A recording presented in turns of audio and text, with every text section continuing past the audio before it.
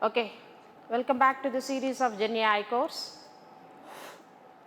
In the yesterday session, we had shared and discussed the concept of convolution operation, and we implemented what exactly happening with the convolution operation with the input and kernels given. So there were 3 assignments were shared with you yesterday. Most of you had submitted, but still the people are there yet to submit. We have to finish it off within first half an hour of time, then only I can take you to the next level of task, right? So all of you whomever not yet submitted, do it fast. Assignment 4 is the implementation of core convolution operation without striding and padding. Then it is extended. Strided convolution is given in assignment 5, that is important, and additionally max pooling. Okay, here in this auditorium whomever are there, how many of you have already submitted all these 3? Can you raise up the hands? Very less number. Okay guys, okay, for you people you can go further step. I am going to release one more exercise which is tweaky convolution. Okay, what exactly meaning of, let's revise back for 2 seconds. What is happening with the convolution operation? Given an input image, given on filter size, this filter is superimposing on the input from top to bottom, left to right, it is sliding. Correct? This is what is happening with the convolution. So this is the regular conventional way of convolutions. We are going to experiment on it. Why we need to go from top to bottom, left to right? Why can't we go in our own interest? Right? In that perception, I just made one exercise on that by implementing a small tweakness in this convolution operation. Let me release that exercise. PSEL CNN assignment 7. This I am going to release now. Start it now. Yes, released successfully. Could you please someone confirm whether you are able to fetch it or not? PSEL CNN assignment 7. Can anybody confirm? Thank you. Yes, this is what assignment 7.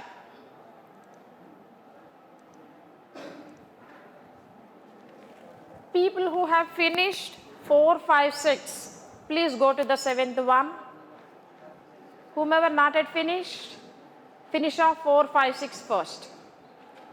If you finish these 3, then only I can take you to the next topic. But only the time given to you is up to 4:30. 20 minutes of time. Okay. Let me explain about this diagonal convolution, the problem which is given to you. Just now also once again we revised the traditional and conventional convolution operation, how it will perform. Now what I am asking is, generally in the traditional convolution pattern, we will go from left to right, from top to bottom. That is the traditional approach, as I said just before. But what I am asking right now is, I want you to perform this convolution of this filter with respect to image diagonally.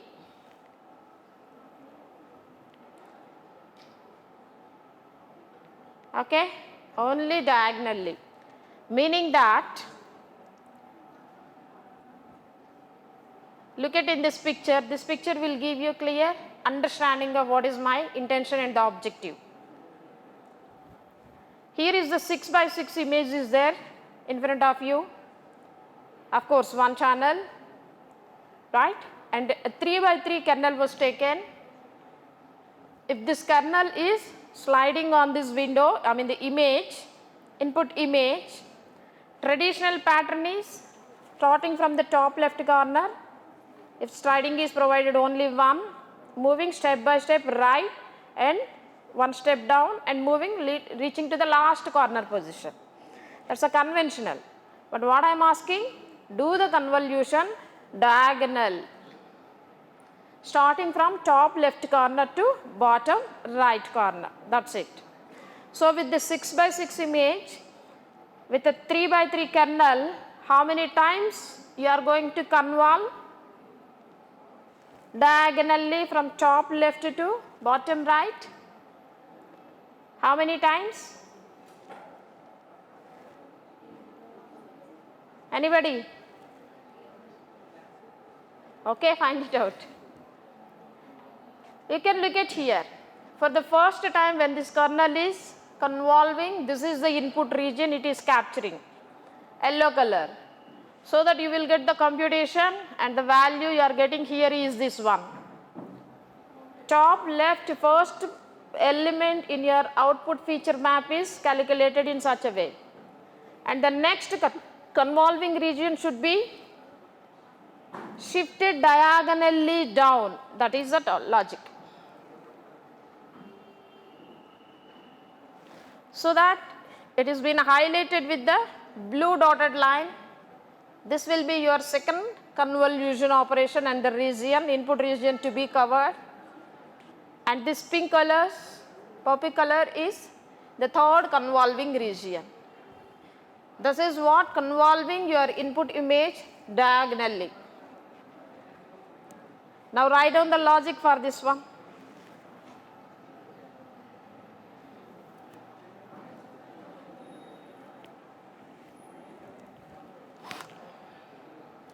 This is assignment 7. All of you are having 15 minutes of time to finish off assignment 4, 5, 6 and this one 7. If any pendings are there. After 15 minutes, 4, 5, 6 will be closed and stopped.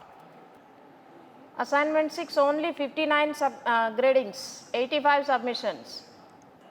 I need you to submit assignment 5 and 6 mandatorily at the first priority.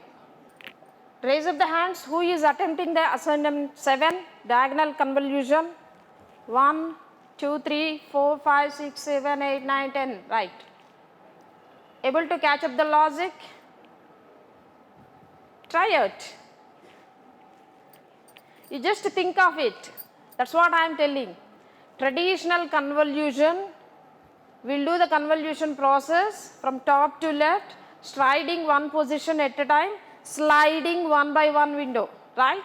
So instead of doing across left to right at the top, bottom, and then shifting down and moving, that's the traditional approach. Instead of that, it should start from the very first corner position with the filter size. This is the yellow dotted color. This is a common approach of starting convolution. Once this is done, this region, that's what I am telling. How did you implement this convolution operation? By applying torch dot sum element wise multiplication on two tensors. One is the kernel, second is the region. Convolving region in the input image, it will get change every time. When you are looping across the height and width of the output feature map, correct? So how you are looping across? This time you have to loop across diagonal direction. That loop variables will give you the index positions. Once you got the first convolving region, you need to go to this particular region is to be selected. That's what I designed. That is the reason why I designed those exercises in an incremental pattern. First of all, you need to finish and complete the first basic core convolution exercise. Then you can understand strided convolution. If you understand those two, it will be easy for you to do this job. The main focus should be on extracting the convolving region in the input map. Anybody directly attempting this exercise? Finish off the fifth one and fourth one. core convolution, convolution with striding and padding, and then come to this one. And here is a condition imposed. How long you need to do this one? Look at here. See the problem statement given. Along the diagonals of the input matrix, starting from the top left corner to the bottom right corner, each diagonal region should be of f by f slice of the input matrix. Obviously, all the time convolving region in the input matrix is of size filter size only, f by f. But how you are capturing that region of the input matrix is to be loop across the diagonal of the input matrix, not from left to right and top to bottom.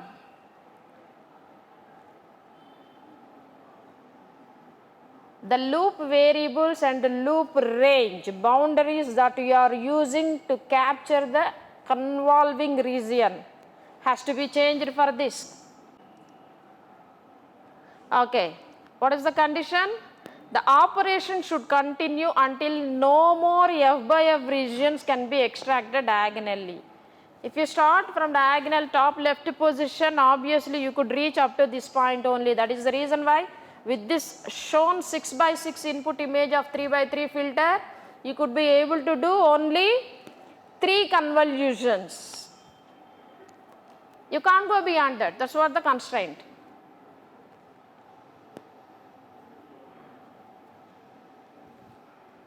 Sixth one, seventh one, right. Seventh one, I am trying to evaluate.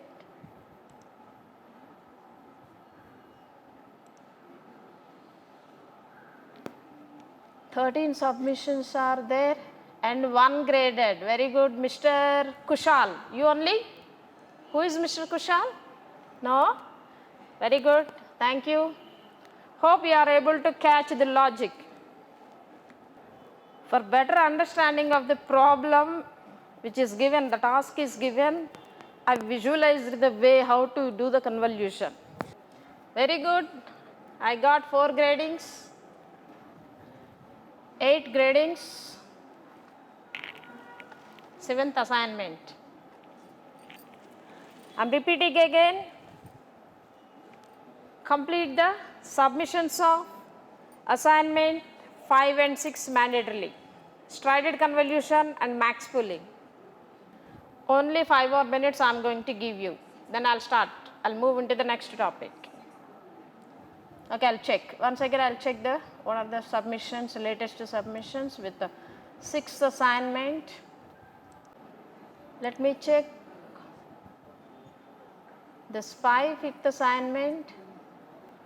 I will check with the 4th assignment. Assignment PSEL assignment 4.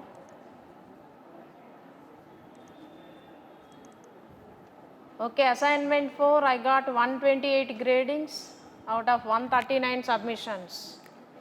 Assignment 4, it's taking few seconds of time for evaluating.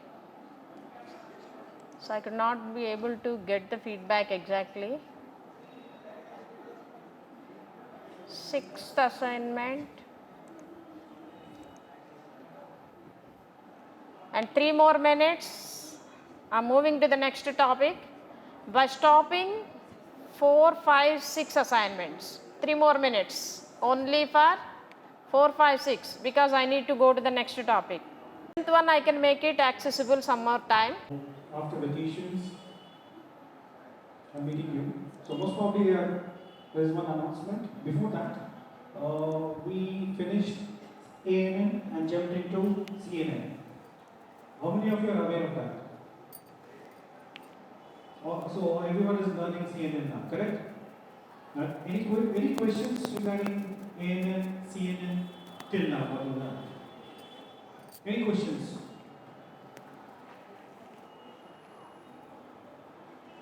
So everything is clear?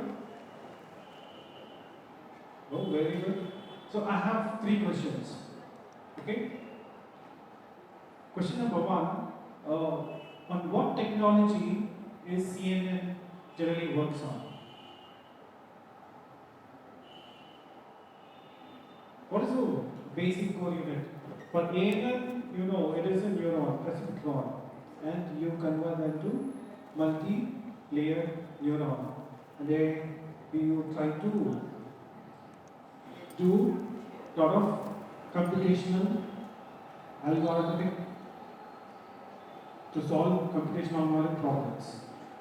But what is CNN core architecture based on? Pardon? It is used for image processing, very good. But what is the code? Kernel and French. Okay, very good. So it's similar to grid. It's a grid topology. It works on grid topology. I think you are seeing that, right? My second question is, now, why? Any of you are using CNN in your projects? Currently, you are working on PS projects, right? Are you anybody using deep learning models, CNN or ANN or LSTM? No? But do you know what are those? Okay, so I don't know what about your friends, but I want you to learn the core aspect. This is where you try to build your own, what is called, can be a implementation later on, but it is the core aspect. Which, because I'm just going through all the exercises and all, it looks very interesting, generally. So, but for PS projects and what you're learning in this embedded learning, I don't see you're implementing a lot. But we are coming up with a strategy to emphasize what you are working on your project also. Because before your vacation, I just came around to your labs to identify what you're doing and what is what. So what we identify and what is our strategy is, we're going to take up one day on that specialized session on that architecture, like RAG, or like chatbot, or SAR, or video processing, or video analysis. How do you do that? One day in a week, we're going to do that. We thought of doing from this, but since the strength is very low, so we might be doing next week before your terms. Midterm start, right? We were planning that. So most probably it will be one day and there will be an exclusive exercise on that technology. So please inform to your friends if they are not aware. Please tell them, and we are going to start next week. This is one announcement that I want to make. I want you to utilize this embedded learning sessions at most. Not from scratch, but also whatever the industry needs now. That also you should learn. So we are going to have this strategy applied from next week. Okay? Okay. Ma'am, you can start. Thank you. Thank you.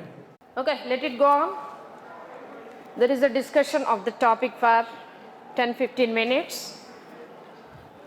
Just focus on listening. Again, I am telling you. This session, conceptual explanation, is important for doing the next task.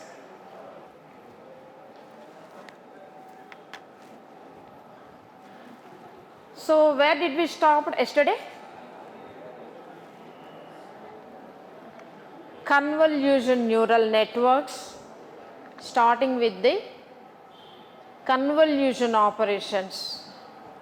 First is the convolution, then downsampling the image using, additional to the convolution, striding and padding together, so that the strided convolution operation, and then max pooling layer, which will downsample your image size into half this.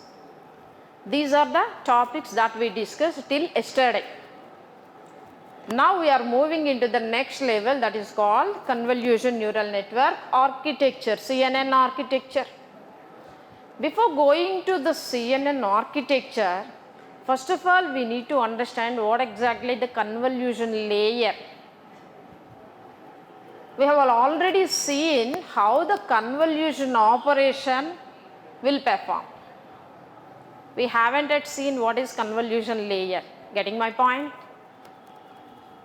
Okay, we just saw what the convolution operation does and how it will perform. What is the convolution operation doing?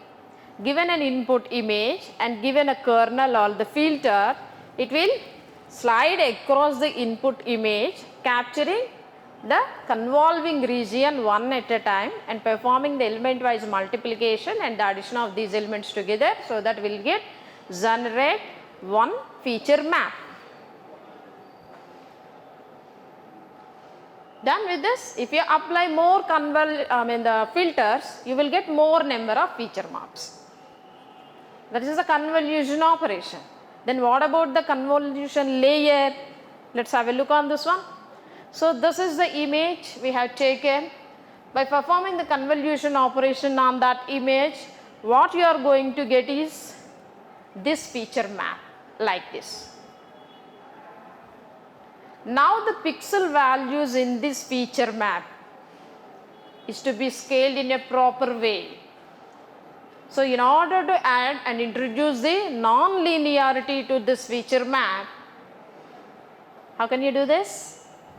We already discussed in this deep learning neural network. How the non-linearity was introduced in the deep neural networks? Activation functions. So in order to introduce non-linearity to this feature map, in order to set these pixel values which are scaled to properly, we'll add the biases to this feature map and we'll pass it through the nonlinear activation functions.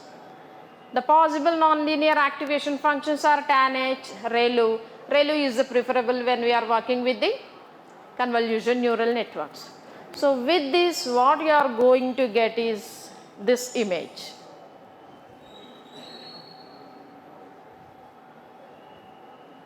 What is the shape of this image and this image? Both are same with respect to number of filters. So this is the result of one convolution operation. When you apply one filter, if you apply multiple filters, you can see here are the 4 filters I had applied, so that I am able to get 4 feature maps from my image. Okay, in order to show it simply in a short form, this is the right way. Look at here, when you apply the convolution operation on the given image, what is the convolution? The filter size I have taken f by f of 3 channel, because I am convolving the color image, 3 channel. And what is this 4 is representing? Number of kernels which I had applied in the previous slide. How many were there? 4 kernels I had applied. So I will get 4 feature maps. What are the dimensions of the output feature maps? The formula we have seen, n minus f plus 1 by n minus f plus 1. Is it clear? Okay, now it is very clear. Now these 3 together in the previous, whatever is done, this part, meaning that convolution operation along with the activation function together, this unit will be called as convolution layer. Understood now? What is the convolution layer? If you are implementing the convolution layer from scratch, you are supposed to do in such a way, right? Moving to the next level. Now let us understand what exactly the meaning of CNN architecture. Now this is the image in front of you with the size 32 by 32 by 3. What is the meaning that? 32 by 32 pixels height and width.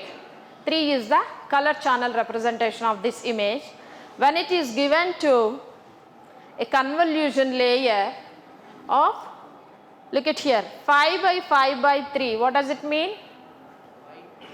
5 by 5 filters I am using. And how many filters I am applying? 4 filters with the striding is 1. So what could be the my output feature map size? First question, how many feature maps would I get? 4, exactly correct. Okay.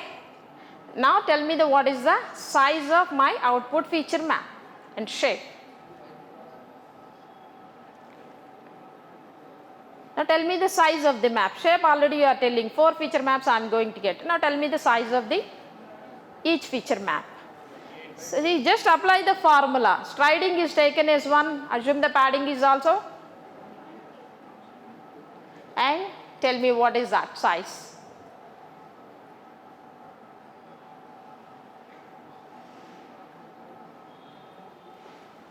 So 32 minus, what is the 5? Yes, F value is 5. 32 minus 5, what is the value? 27 plus 1, 28.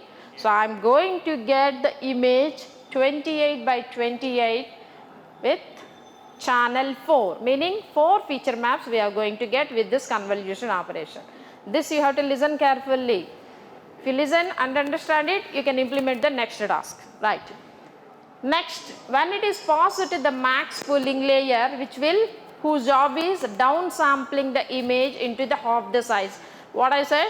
I told you yesterday, we have to take the pooling filter sizes, kernel size is very small 2 by 2 and the striding is 2. Done? With this, what could be my output and the result? This is the image. Right? 28 by 28 by 4 is the image. How many channels I am going to get with the max pooling? Same number of channels, 4. No doubt at all. What is the size of the image? Stride equal to 2 is given. 2 by 2 filter when you apply. It will downsample this image to the half. What could be the size? 14 by 14 by? Right.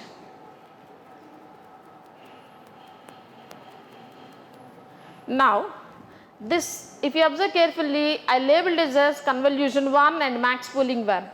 These two together, convolution followed by the max pooling together will be called as one layer in your convolution neural network. So, I am calling it as the first layer of my CNN architecture. So, such a number of convolution layers you can use. So, I am using one more convolution layer with the kernel size defined is 3 by 3. Now you remember carefully. Just move a step back. Here at the beginning, you fed the image 32 by 3. This 3 is the channel representation of the color. Okay. So when you taking the kernel size, whatever the size 5 by 5, this channel dimension should match with this value. These 3 and these 3 should get matched. That's fine. Now coming to this stage, look at here, 14 by 14 by 4 is right now my image shape. When I am applying another convolution operation on whatever the filter size is, this time I am taking 3 by 3 of this. Now look at the dimension, channel representation is. Don't expect that is the color, that should be the color representation. What is the previous one, previous layer, how many channels and how many features I am going to get from the previous layer, that could be this one. This value and this value should get matched. Okay. Now what is this 8 right now in this layer? Yes. Number of output channels you are expecting, meaning how many filters you wanted to apply at this layer. How many filters now? 8 filters. At the first convolution layer I had applied 4 filters, but at the second convolution layer I had applied 8 filters. So same is the formula if you apply. Now this is the 14 minus 3 plus 1, 11 plus 1, 12. So you would get the image 12 by 12. How many filters I had applied? 8. So the shape would be 12 by 12 by 8. 8 feature maps I am getting from here. Okay, up to this level, from single image I am getting 8 feature maps, nothing but different features. Such an 8 features have been extracted from this given image of bird. Horizontal, vertical, slant, all these different. Right. Now once we apply this max pooling layer one level with the same kernel size 2 by 2 and stride 2, it will downsample the image size again. So my 14 by 14 by 4 will get 12 by 12 by 4, 8 will get converted into the 6 by 6 by 8. Done. Okay, right. Now this combination of second convolution and max pooling together will be called as the second layer of my convolution neural network. So such a number of convolution and pooling that you can apply on your choice. Right? But okay, enough. I wanted to stop it here, applying the convolutions and max pooling operations or whatever it is. Now this is the time to connect my output feature map to the fully connected layer. In order to go for the next further level, I got all the feature maps. Now I wanted to process for performing our task of whether image classification or segmentation, whatever it may be. Right? Now this is the time to connect this output feature map to the fully connected layer. Here is the lagging. One gap is there that we need to fill it up. What is the inputs and what is the format of the input for the fully connected neural networks? One dimensional tensors. What I am getting as an output of this particular one? Multi-dimensional, 8 feature maps I am getting. How can I map these two? Flatten. How can I map these two? So this feature map image is to be flattened in order to get compatible to the fully connected layer, so that it will get flattened into one dimensional torch tensor. That 8 feature maps of 6 by 6 will be converted into the 1D torch tensor of size. How many elements could be there in the torch tensor if you are connecting multiple into the single one dimensional? With the number of elements of this is 6 into 6 into 8, nothing but 288 units in that 1D tensor. This is what this 1D tensor you are getting with 288 elements in it. Got it? Right? Now the next step is connecting these units to a fully connected artificial neural network, feed forward neural network of n number of neurons in it. So that, for example, I wanted to connect it to the 120 units in this neural network, so that how many connections would I get? 288 into 120 connection. Each of this neuron in this fully connected layer 120 units will get connected to these units in the 1D tensor with additional biases. Such a number of fully connected layers you can connect together. You just remember here, get back to this one. This is, I am saying, this is my first layer in the convolution neural network. This is the second layer in CNN. So the next fully connected layer I am going to call it as, this is the third layer of my convolution neural network architecture. That's why I labeled it as FC3. Such a number of layers I can use. You have to remember this one. Till now we reached very less number of input parameters, but coming to this connecting and flattened layer to the fully connected layer, my number of parameters got increased. 288 multiplied with 120 plus biases. If you use more number of hidden layers, fully connected layers, obviously your network parameter will get increased. So we don't go for additionally and unnecessarily adding the fully connected layer. If at all required, then only we will use. Okay, finally,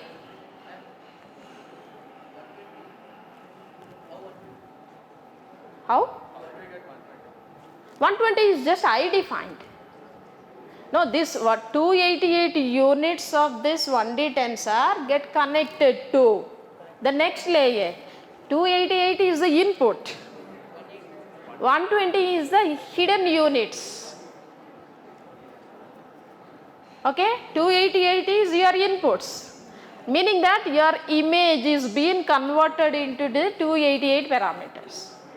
Clear? 288 are now input. These 288 inputs being connected to the hidden layer with 120 units. Fully connected layer with 120 units. You can define one more fully connected layer with n number of units. If you add more fully connected layers, parameters will get increased. Don't go unnecessarily. Okay. So whatever your choice of fully connected layers, finally ultimately my last fully connected layer should consisting of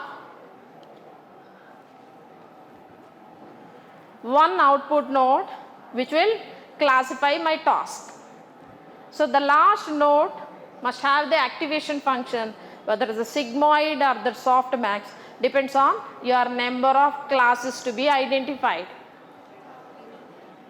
If one among the two classes, then I can impose the sigmoid activation. If there are more classes are there, I have to go for the softmax activation. There you would get the probability values. From the probability values, classes will be determined. Right?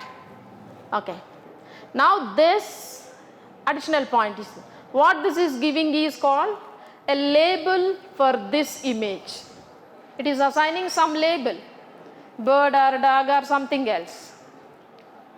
How I know whether my model and my prediction is correct or not? I don't know. I haven't yet trained.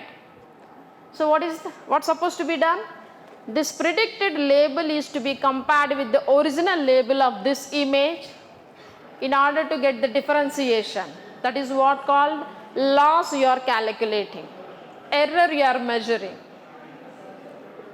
This error measuring across all the samples is nothing but your cost function. So what this cost function is giving is amount of error your model is generating. So our job is to reduce this cost function as much as possible.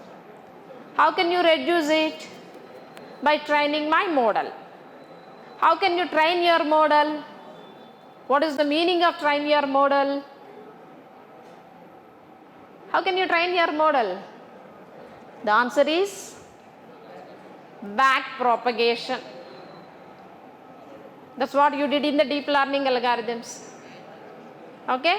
What is happening in the back propagation? You just recollect for a while about the deep learning sessions, back propagation that you did in the deep learning session. From the loss function or the cost function, whatever is calculated, derivatives with respect to the loss were calculated and the gradients are moved back and propagated back to the original position step by step in order to update the parameters. Here, what are the parameters in the convolution neural network? Kernels and biases are the parameters in the CNNs. These has to be updated. With respect to the calculated gradients and the learning rate, we can update the parameters using different algorithms, gradient algorithms. Gradient descendant algorithm with Adam, gradient descendant algorithm with momentum, likewise. Okay? Right. This is what exactly the convolution architecture. This about the flattened layer already we discussed.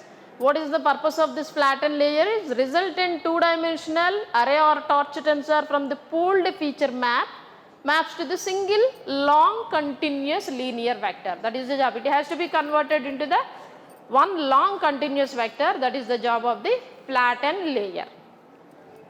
And the next is about the loss function. This almost we had discussed in the deep learning session. I am just revising you.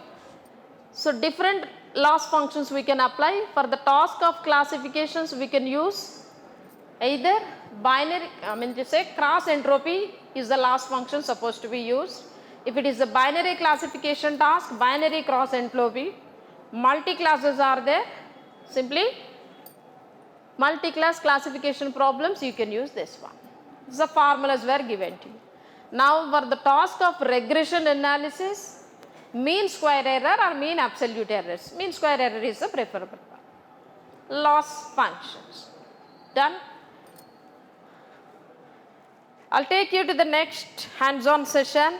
Now, hope you understood the structure. Again, I will be back to this one when we are doing this hands-on session. What we are going to do right now is, we are going to build the CNN from scratch without using libraries, torch libraries. Okay? Right. I'll take you to that point. Step by step, I will take you.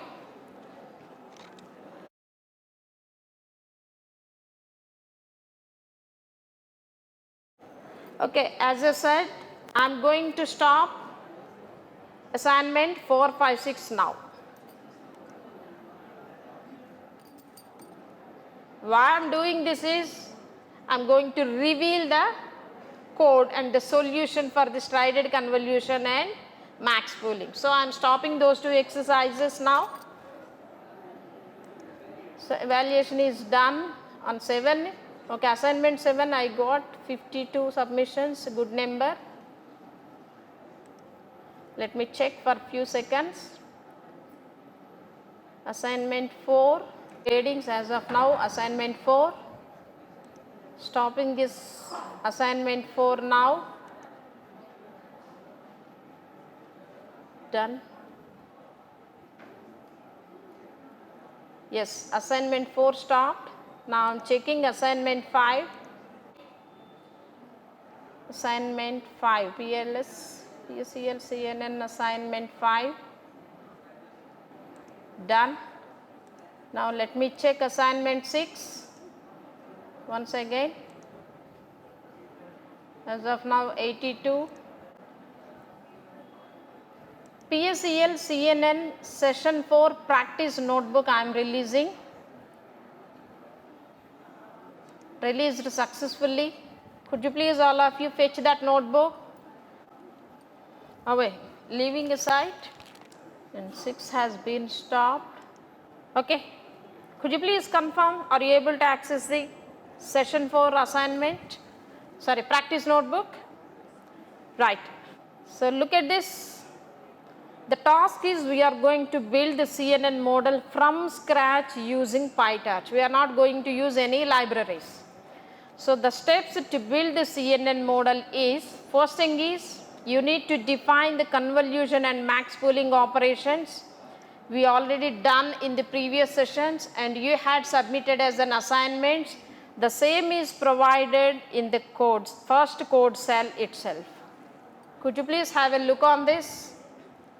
The first code cell of this practice notebook is provided with the solution for the strided and padded convolution, core convolution operation, along with one more function is, what is that? Max pooling. Look at the function names, convolution 2D with the optional padding and striding, and the second is the max pooling function for the given kernel size and stride. Okay, done with this. Now let's moving on to the, move a step ahead. Just look at here once again what are the steps are there in implementing this from scratch. So the first step is over.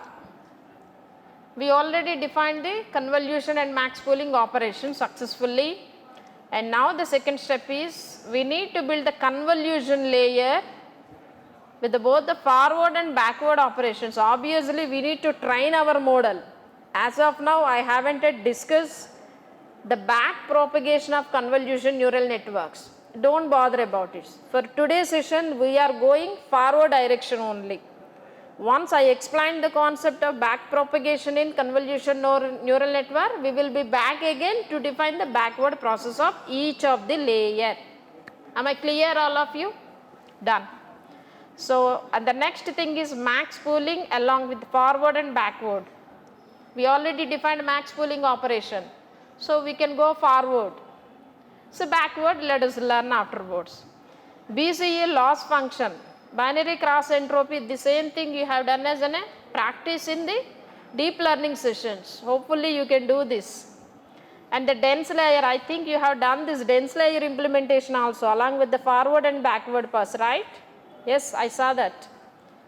Then activation layer, sigmoid or something you had implemented. Let us use the sigmoid only here. And the reshape is the next thing we are supposed to do, I will tell you. So, once we define all these layers, then I will take you for the training loop by configuring the network architecture. Finally, we will train, and how the model was trained we can see. With a simple, not at the high end level. Okay? Right. Let me take you. So, this part is already with you, convolution 2D, the names, convolution operation, and max underscore pool 2D. These two are the functions already been defined. I made them as a read only. Okay, right. Now let us move on to the next first step, that is building the and implementing the convolutional layer.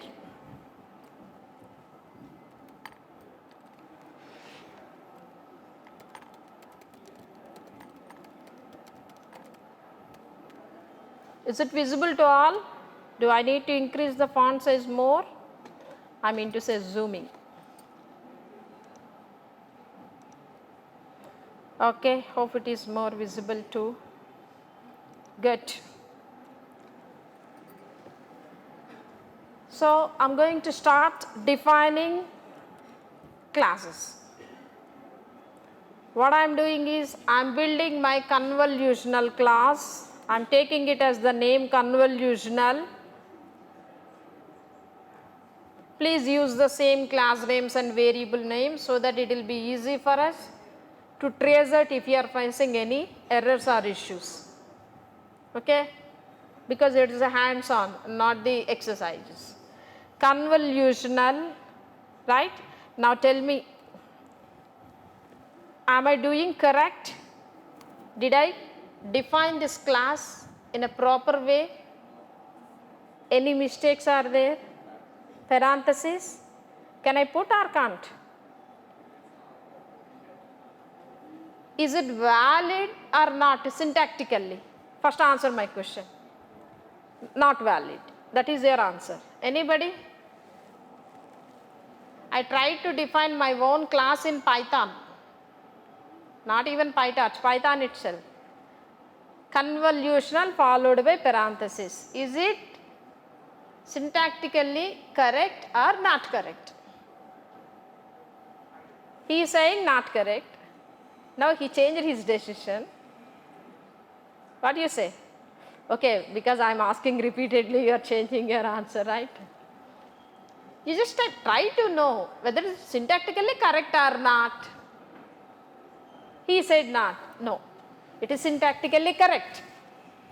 But the thing is, if you are defining the classes which is inheriting any base classes, then it is suggestible use the parenthesis by specifying the base class in it. That is what I did when I am defining my own data set inheriting from the torch vision data sets. Here I am defining my own class which is not inheriting any superclass. So, no need unnecessarily why to do this job. Now, you got the answer for your question. What I wrote earlier was syntactically correct but not required to put the parenthesis because I am not inheriting any superclasses. Fine. Small simple things which are required for your interview perception I will try to cover. So, please catch up. Done? I am starting with this. Okay, what is my first job when I start defining the classes? Constructor to be defined. How to define the constructor? Init is the default method. So suppose to define in such a way that what could be the signature parameters for the input init method, I mean the constructor of this class. That's first is the by naming convention, it is self, that is fixed. Now what are the rest of the parameters? Now listen carefully, you just have to listen, that's it. Convolution operation we already defined. What are the parameters for the convolution operation? Input matrix, kernel matrix, optional padding and striding, that I am not focusing on right now, leave it. That's optional, even I am not going to sending this, that's not my focus right now. Input matrix is given, kernel given the matrices, it is performing the convolution operation. Now what could be the job of the convolution layer?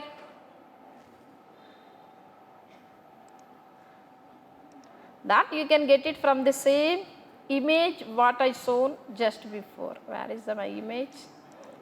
This one. Animations are okay. Given an input image shape, here data is not required, shape is required. You are going to get output feature maps with the shapes. Is it clear? Right. Let me take you back. I'll close this window. Okay, fine. Okay, for my convenience, fine. Leave it. No problem. What's supposed to be given is input, shape, and then kernel size, and then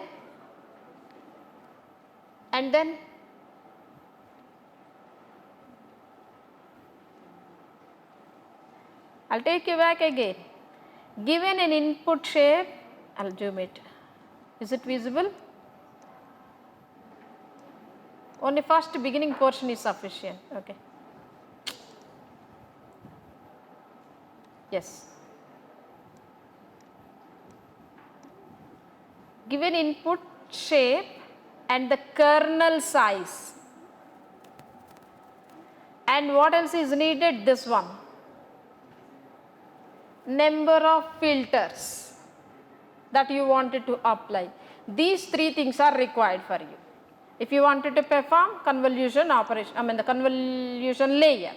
So input shape, kernel size, and I am calling it as this will be called as the depth, which is nothing but number of output feature maps that you are going to generate, which is nothing but number of kernels that you are applying. Different terminology I am using. So the input parameters for this constructor are, first is the input shape, then the kernel size is NF, input shape is NF. I don't want the input values, already it's been given to the convolution operation. Here shape is only required, that you need to catch up so that it will be easy for you to implement the logic. Yes. Now take the instance variables. Okay, before going to that, first thing is this, okay, I'll explain you with a simple example. Let me take a simple sample example. Example uses with input shape equal to the same image, a simple one I will take because I am going to use this torch tensors. What is this meaning? 5 by 5 by 1. What is that meaning? 5 by 5 is my image size. What is that 1? Right. Grayscale image of size 5 by 5. This is what I have taken. You can take 3 also, no problem. Once we develop the code, we can change the value. So input shape is this one, and then what else is required? kernel size. 3 by 3 kernel. So size is sufficient. Obviously we will take the symmetric kernels. We can't take the unsymmetric, right? So kernel size is sufficient, not the shape. Size is sufficient. Next, what is the parameter? How many kernels I wanted to apply? Depth of the feature map. How many kernels? 1, 2 or 3? Your choice. Let me take only one kernel. I'll change again, no problem. Okay. Let me tell you. What does this meaning is number of kernels to be applied.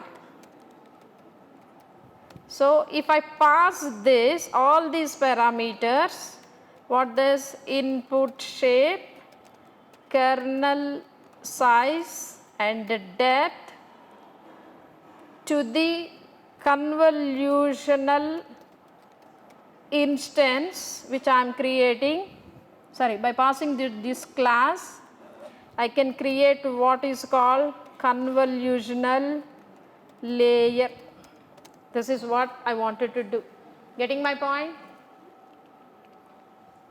I wanted to create a convolution layer by passing the input shape and the kernel size and the depth.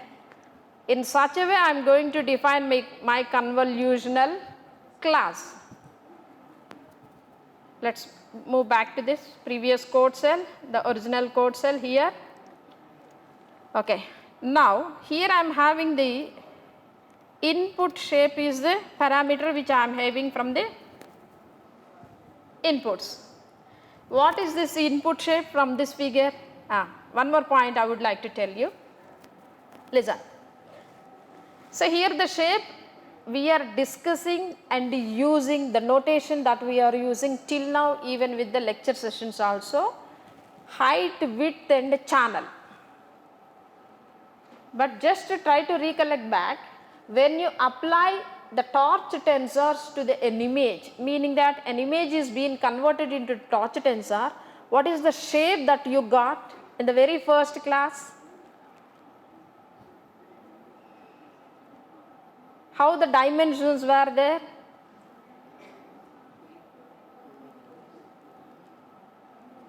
You got height, width and channel, or channel, height and width? Try to recollect. When you apply the torch tensor on the image which I read through the matplotlib library, I got the shape is channel first, height and width. In order to make it compatible to the PLT library, what I did? Permute to reorder the dimensions. So how these torch tensors will process the image? Channel should be first, then height and width. That is the notation that they are passing. So I am changing the same thing. Me also doing instead of unnecessarily taking the images 5 by 5 by 1 and applying the permute operation, I myself defining my images of this dimension. Am I clear to all? So first session, whomever attended and applied the torch tensor on the image got this shape. So those people can easily understand this one. Whomever absent, you have to just listen now. Torch tensors will process the image in the order, dimension in the order, channel first and then height and then width. Now I took a grayscale image of 5 by 5. So the order it will consider is channel 1 first, then 5 height and 5 width. Generally for the naming convention in the lectures, we used to use the notation and the order, height and width first and then channel. Okay? For make it compatible to torch tensors, I am reordering, right. Now this is the way how I am going to use this one. Is it clear now? 1, 5, 5. Is nothing but 5 by 5 is the image of grayscale. 1 is nothing but. Okay, let's move back. Now what is this input shape? That 1, 5, 1. It is a tuple, iterable. From this I need to extract all those things. 3 things I can get. from it. What are those? What is this one? Channel, nothing but depth. Number of output, input depth. I'm sorry. So the first one is nothing but input depth, and the second is what? This 5. What is this 5? Height. What is this 5? Right. So I'll get 3 parameters. One is input depth, input height, and input depth. Got it? Understood? This input shape is iterative variable, iterable. It is a tuple. I am extracting each dimension into 3 parameters: input depth, input height, and width. Yes. Am I correct now? Height and width and the depth. Number of input channels is 1. Okay, done with this. What is the next thing? Assigning to the instance variables. Self dot input shape equal to this input shape. Self dot input depth is equal to this input depth, and this depth is nothing but number of filters that you wanted to apply. This will give you how many feature maps you are going to get. So I am calling it as depth only. So self dot depth equal to this depth. Any doubts up to this point? I gave you the example illustration. I took the input shape is 155. 1 is the channel. If I took the color image, this will be 3. So first is the input channel of that image. So nothing but the input depth. And the second is the input height, third is the input width. That you will get it from the iterable variable input shape. Done. This input shape I am giving it to the instance variable for using in other methods, whatever I am going to do it.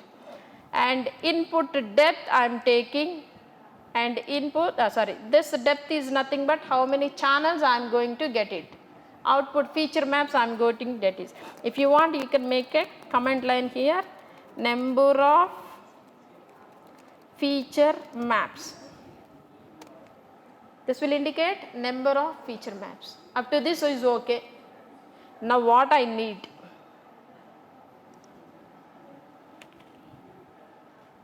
Input shape is there and filter size is there with me.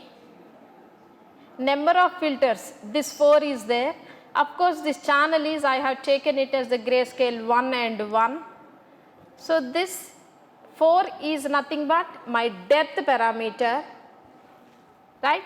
Now I need to get this one. What is nothing but? From the input shape, we need to derive output shape of the convolution layer. Am I clear? Right.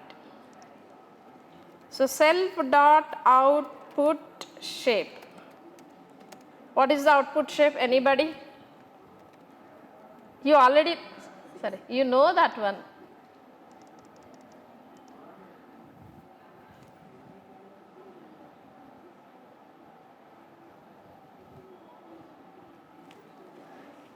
Tell me what is the shape?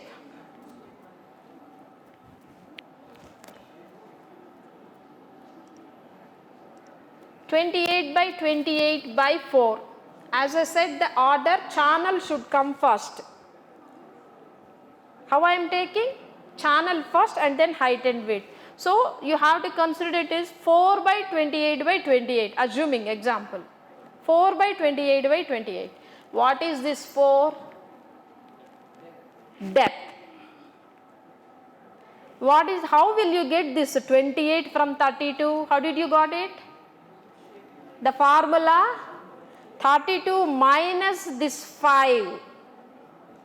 Input height minus kernel size plus 1. Just write down that one. Now shape is nothing but, first is the depth, that 4 will come number of channels. Second is input height. I have this input height variable, right? HEIGH, yes, input height minus what? Kernel size plus 1 comma the same again, input width minus kernel size plus 1. Done with this? I got my output shape. Now within the constructor we supposed to initialize the parameters. What are the parameters? Kernels and bias. So I have to define self dot kernels and self dot biases. Am I correct? Now tell me, what is the self dot biases? Biases. How many biases will you get?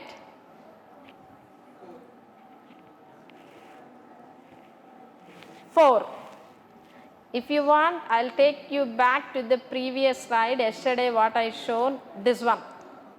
When you are convolving with multiple channels, every channel of the kernel will get multiplied with respective color channel of the image. Okay? So that you will get, sorry, not this one, where I shown this one, number of biases, this question. Here you answered this. In this question itself you answered this one. How many biases if I apply 32 filters? 32 biases. Now what is this shape of these biases?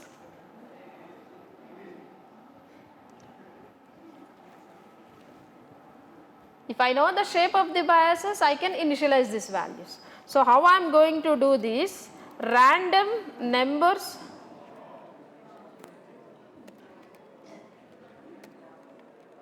torch random numbers I am going to generate drawn from the normal or Gaussian distribution.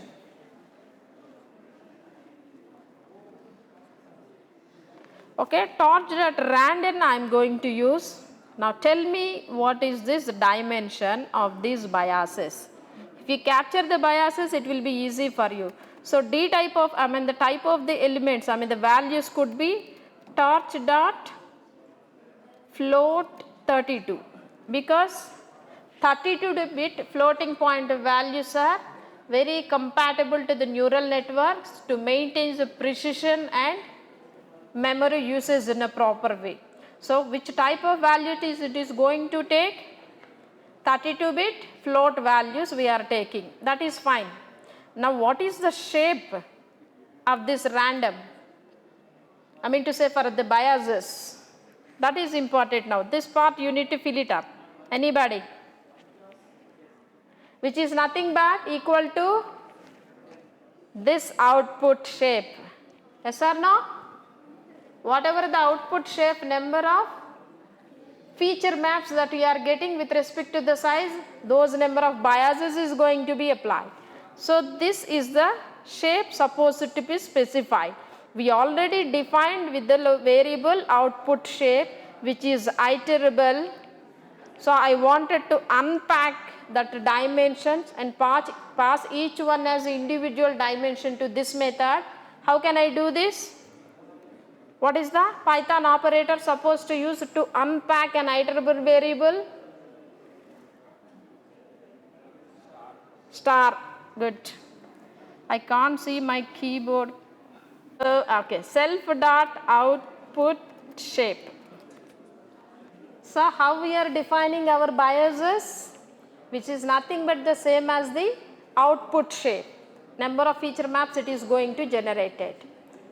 So we are creating a random integers from the normal distribution. So I used, that is the reason why I used torch dot random Why we are taking this random distribution value from the random distribution? The meaning of taking from the normal distribution or the Gaussian distribution is the values whose mean is 0 and standard deviation is 1. Okay, every time the people are saying taking the values from the normal distribution. Why we need to take in such a way? Anybody can answer? Why should I take?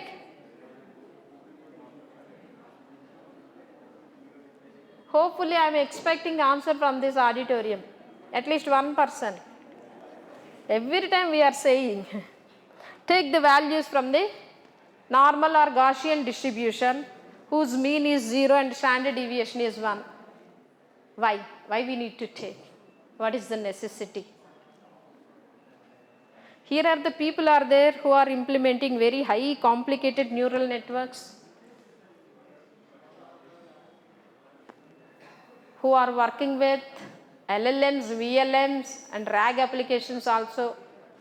Why we need to take the values from the normal distribution or the Gaussian distribution whose mean is 0 and standard deviation is 1? Anybody? Anybody?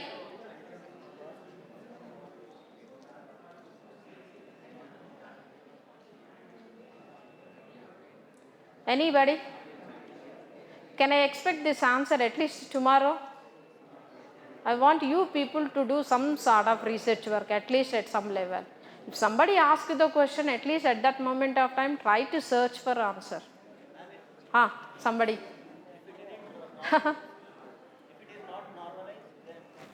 Normalize. Huh? Normalization is okay, that's what I am saying. What is the meaning of mean is centered at 0? Mean is 0 and standard deviation is 1. What does it mean exactly? What is the effect of the values with the mean is 0 and standard deviation is 1? What happens with this if you have the values in such a way?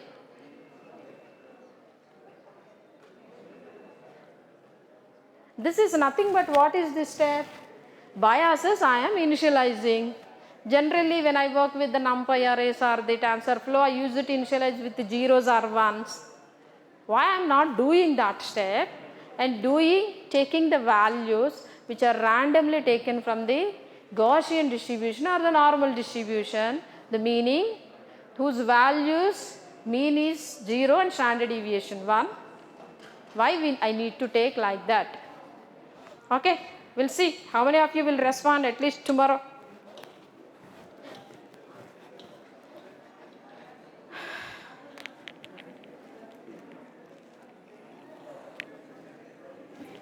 Okay, so you got about the biases. Now tell me about the kernels. Let me take you back to this image, same image. Now we need to initialize the kernels. What is the shape of the kernels? This one. From this picture will give you the clear, that's what I am telling, just to follow my lecture. What is the, how did I mention this kernel?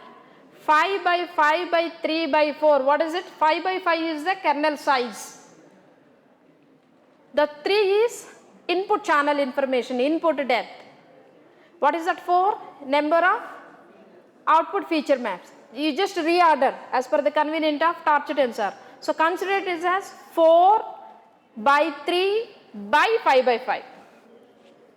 First dimension is number of output feature maps, nothing but the number of kernels applied. Second dimension is input depth. Third and fourth are, what is this 5? Kernel sizes. I have the variables in my class, respective variables. Now tell me, what is the kernel's shape? So in order to get the kernels, first of all, I need the kernel's shape. That's what I am defining. Yeah, thank you so much. So self dot kernel's shape. I got the output shape, but I didn't get the kernel shape right now. Now tell me what is the kernel's shape, just we discussed. First is the depth, second is that 3 is nothing but self dot input depth. Am I correct? Look at this input depth. No, not the depth, self dot input depth, this one. Okay. The next, kernel size by kernel size. That's it. Now I got this my kernel shape. Now I can initialize my kernels which are same like the biases by taking the random values with respect to by unpacking for the kernel's shape whatever I defined I got right now. So unpacking these values, I'm struggling. Okay. So self dot kernel's shape, right, and the values could be of type 32-bit floating point numbers. Done.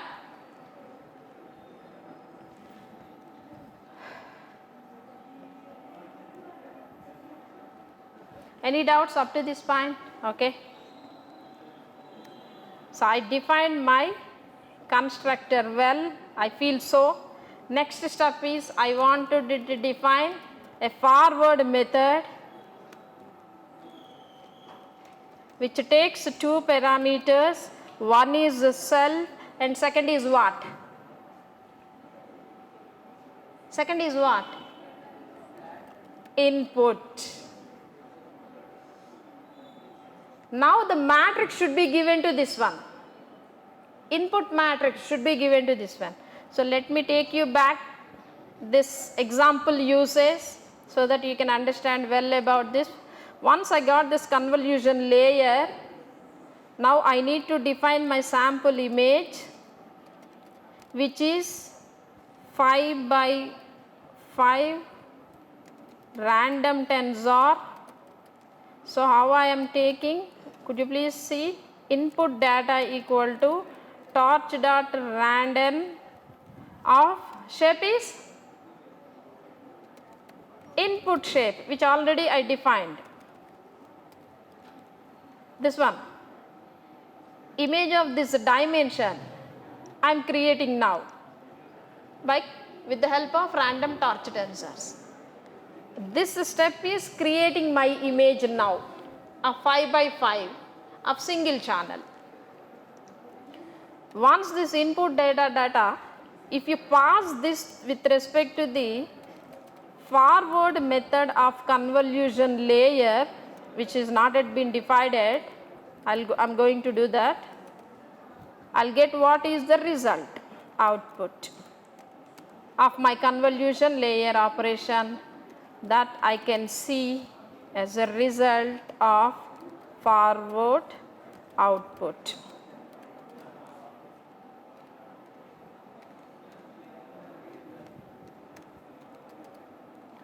By printing output. Okay. Now move it back aside. Now we have to finish off this forward operation. It's only 2-3 steps. Simple thing. Do we have exercise? No exercise. So all our hands on. Right? Forward operation. You have the input data with you. So self dot input equal to input, fine. Next what you need? Output is to be calculated. So for output, let me first initialize the output matrix. Initialize output. Can you help me to initialize this output? Because my output is similar to biases, can I create a copy of the biases for my output? Done. I'll do that as a copy of bias. So for that I am using clone operation of this torch. Torch dot clone will create a copy of the original tensor but will stored in another memory location. So for what? Self dot biases. You understood what I am doing? My output shape is exactly similar to the biases. So I am creating a, already I initialized the biases with the random numbers. Why do I need to regenerate that one? I am just creating a copy, cloning, enough. Just initialization only, na? Fine. Next we are entering into the very crucial step of forward process. Performing the convolution operation. Correct? Now, so how can you do this? Sorry, I missed the indentation. Okay, I reached this. Done. In order to perform this actual 2D convolution which I defined in the previous code cell, first of all I need to loop over what? Loop over what? With the input 32 by 32 by 3, with the kernels 5 by 5 of 4 kernels, how many feature maps I am getting finally? 4 feature maps. 4 feature maps I am going to get. So what is my first loop over will be? Depth. Loop over the number of channels, output feature maps. Nothing but depth. So how do I do this? For I in range of self dot depth. Okay. Next is at the next level I need to loop over what? I need to loop over what? Probably this right now this image will help you to get the logic which I shown just before, this one. This one.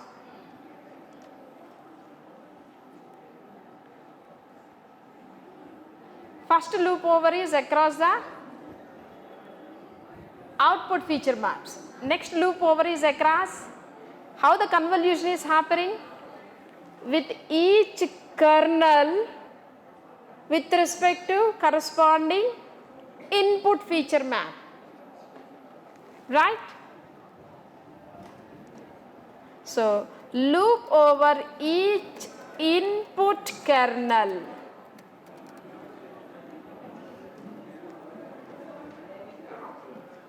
Okay, loop over with each input kernel depth. I mean to say input depth. So for j in range of self dot input depth. Now perform the convolution operation. Perform 2D convolution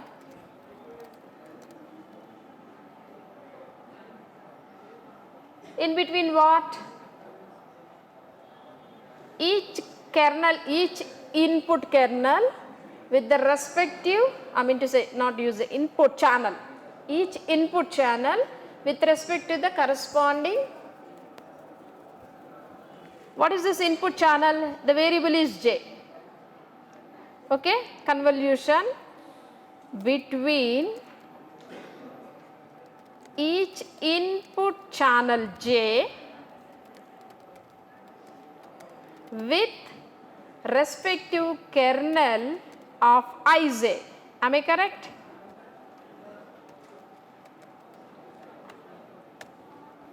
So what is the function name? Convolution 2D, right?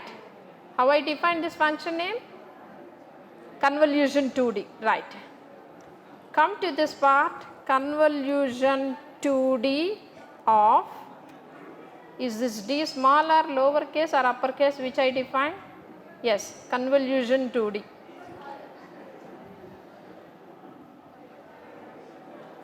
So, convolution 2D of what is supposed to be passed? Input. What is this input? Self dot input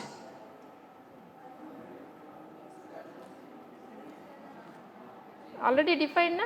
Here. Yes, self dot input only. Input is self dot input. Yes. Okay. Then convolution operation. Self dot input next. Self dot kernels. Next. That's it. Yes, optional strident padding. I don't want that. So, will it give correctly? Sorry, self dot input of what? That particular input channel of J, and kernels of what? With respect to I and Z. Is it correct? Will I get this output of I from this? Am I correct? No, it should be cumulative addition of. It is performing with respect to each input kernel with respect to the corresponding channel of the image. So, it should be plus equal to. Every time with respect to each channel, this image will give you the idea once again how it is happening. One particular channel of the input is convolving with the filter. Red channel of the kernel is multiplying with the red channel, first channel of the kernel multiplying with the red channel of the input image. Second channel multiplying with the green channel. Third channel of kernel multiplying with the blue channel of input.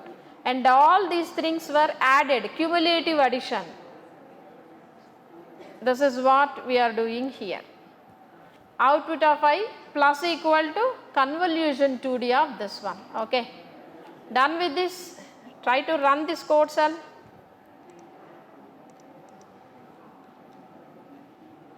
Then use the example uses and find out the errors if you are getting any one. Yes, torch is not defined. I think I forgot to run this first code cell. Please all of you run this one first. The convolution operation which we defined. Output is not defined. What is that? Okay, how I defined self dot output. How I defined it? Self dot output. So, make it as self dot output. What happened? No output, nothing is coming out, something is missing.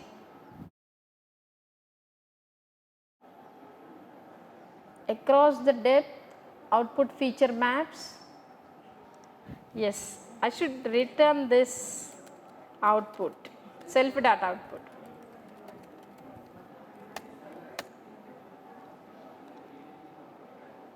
Cell TURL.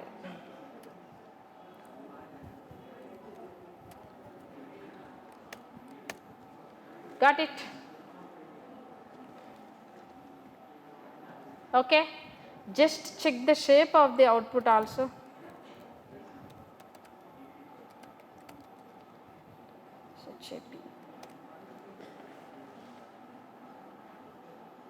I pass the input of shape 3 by 5 by 5, right? And the depth I mentioned is only 1, meaning that number of kernels to be applied is 1. So, I got the shape after convolution operation is,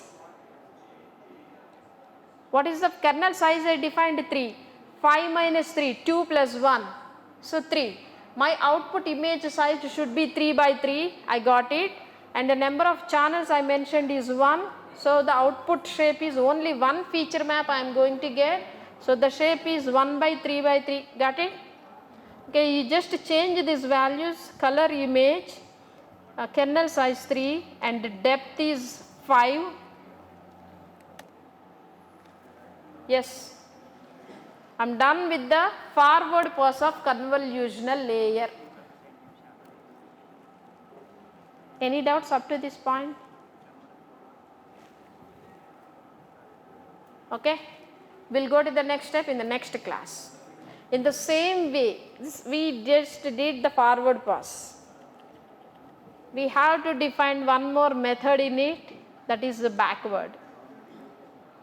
Once we discuss the back propagation concept of convolution neural network, then we can go. Remember, back propagation in convolution neural network is not that easy like the deep neural networks. I mean the deep ANN networks. But it is not impossible. It's difficult but not impossible. Okay, I am winding up this session. Thank you all for listening.